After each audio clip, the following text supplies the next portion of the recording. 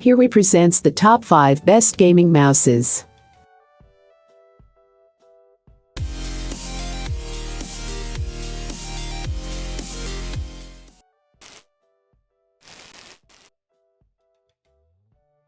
Starting at number 5, Razer Viper Ultralight. The world favors the right-handed. Something like 90% of the population favors their right hand, according to a 2019 report from the Washington Post, and most companies design their products with those righties in mind. That's especially true for peripherals, but manufacturers occasionally meet lefties halfway, like Razer did with the ambidextrous Viper.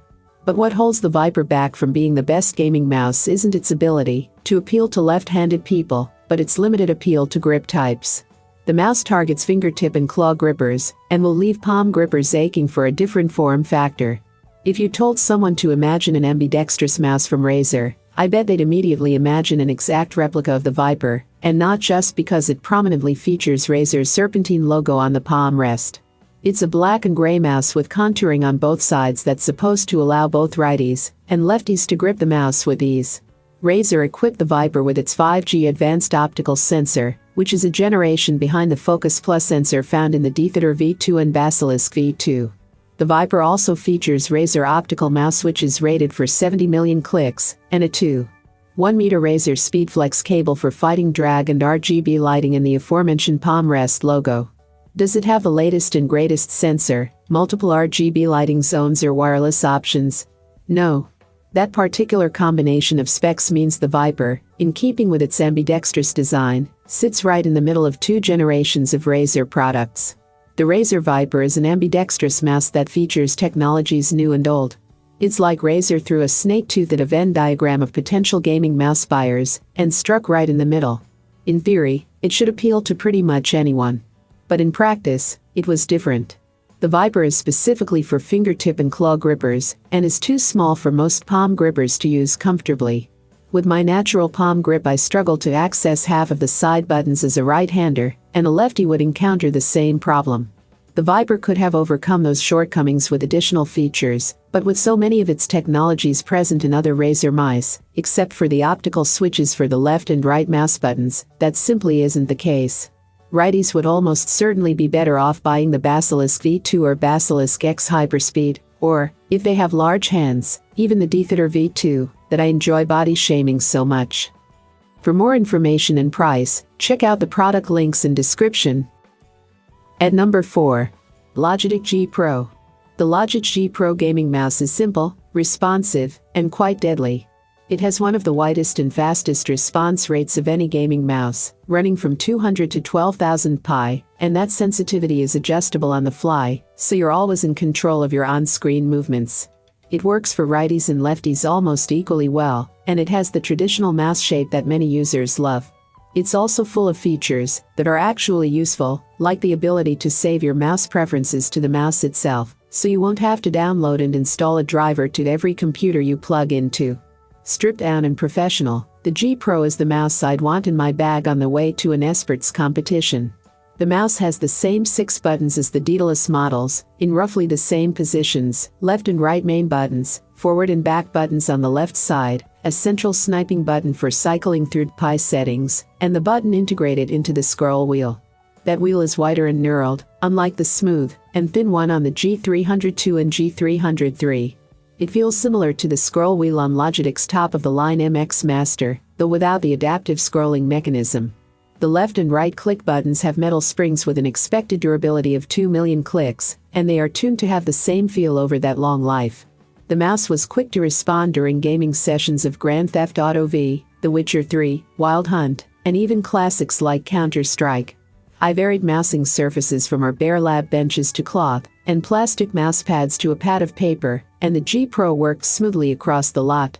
Switching between the 4 default PI settings, I could instantly gauge that they were designed for twitchy action games, navigating first and third-person shooters, fine motor control, and sniper scope viewing.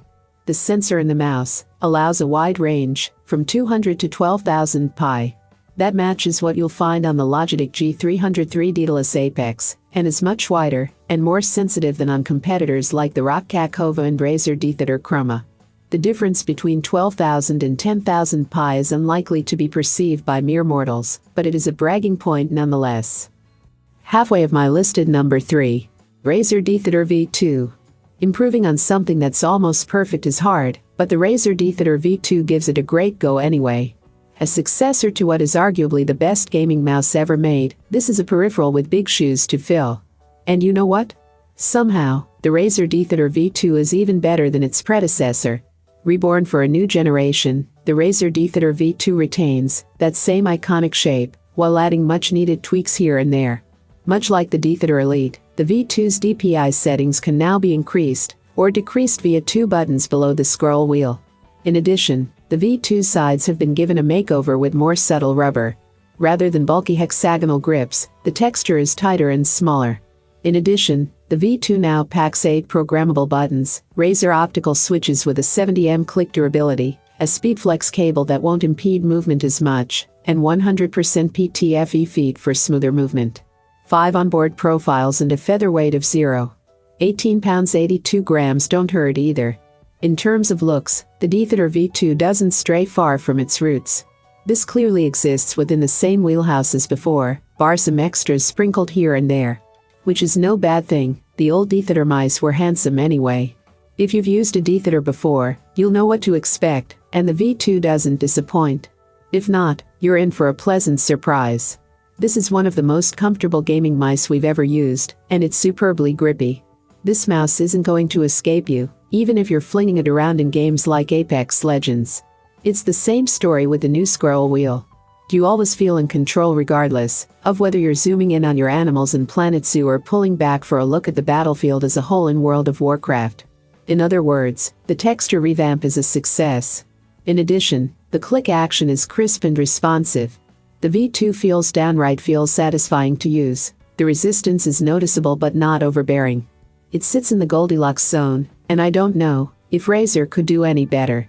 That's because its optical switches use infrared light beams, rather than physical contact to register signals, meaning there's little need for Debian's delay. According to Razer's stats, the switches should last longer than in prior DeathAdder mice as well. For more information and price, check out the product links in description. Coming in at number 2. Razer 6400 DPI. The evergreen Razer DeathAdder Essential Gaming Mouse that illuminates a single-color sharp green backlighting that provides users with an authentic brand aura, without any sacrifice in vibe. The body is built with a sturdy plastic construction feeling dependable and trustworthy. It is being connected to the computer with a 1.8 meters wired and braided USB cable. This is clearly built to withstand rough use over the years. Designed at 73mm width, 43mm height, and 127mm depth, the device weighs only 96 grams without the cable. The depth is somewhat smaller than other brands, but is compensated with a large ergonomic hump on the back of the mouse cleverly designed to adjust almost all hand shapes and sizes. It provides an accurate palm grip for most, and a comfortable claw grip for others. This is one of the most outstanding features of this device, in our opinion. Enabled by a meager 5 intractable, Razer's HyperSense buttons are not much for gaming or productivity enthusiasts, but the award-winning mechanical switches are expected to perform up to 10 million clicks. The Razer DeathAdder Elite is a whole beast altogether, as boasted by even more features. The DeathAdder Essential stems from a product lineage that has satisfied customers for over a decade, since 2006. With over 20 editions released in 2018, the Razer DeathAdder Essential review shows this gaming mouse is the most basic model available. Enthusiasts can choose its better alternate versions, like the Razer DeathAdder Elite or the town's new talk, the Razer DeathAdder V2. With the Pixar PAW3328 serving at its sensor, the device provides a 6400 DPI maneuvering to the user to maximize response times while gaming. Its function is smooth, steady, and reliable, providing a rhythmic, predictable experience to the user while navigating. Taking everything into account, if you're a gamer on a budget, you could easily rely on the Razer DeathAdder Essential 2 for all the gaming mouse's expected functionalities. All this with a big smile on your face. And number 1. Logitech G600. The Logitech G600 has a unique MMO gaming design.